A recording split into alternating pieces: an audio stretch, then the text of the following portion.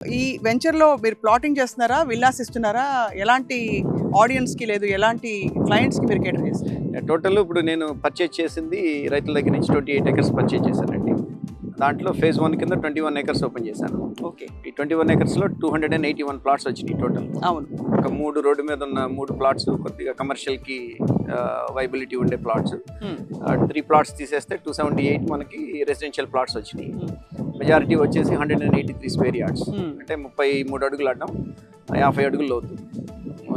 Majority ఉన్న sites అన్ని కూడాను ఈస్ట్ వెస్ట్ ఫేస్లతో అట్లా 278 రెసిడెన్షియల్ ప్లాట్స్, 3 కమర్షియల్ ప్లాట్స్ వచ్చినాయి. రైట్. ఇప్పుడు ఇది అంటే ఆల్రెడీ మీకు ప్రహరీ గోడ కట్టేశారు.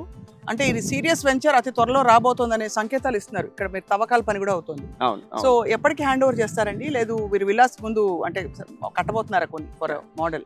అంటే ఇది చాలా అడ్వాన్స్ స్టేజ్లో ఉందని చెప్పాలి ప్రాజెక్ట్. ఈవెన్ డెవలప్మెంట్స్ కూడాను 50% కంప్లీట్ అయిపోయినాయి. సో ఈ ప్రహరీ వాల్ చూసినట్టయితే దాదాపు మోర్ దాన్ 2 కిలోమీటర్స్ లెంగ్త్ ఉన్నటువంటి ప్రహరీ వాల్ మొత్తం ఈ ఫేజ్ 1కి మొత్తం కూడాను ప్రహరీ వాల్ కట్టేసినాం మొత్తం.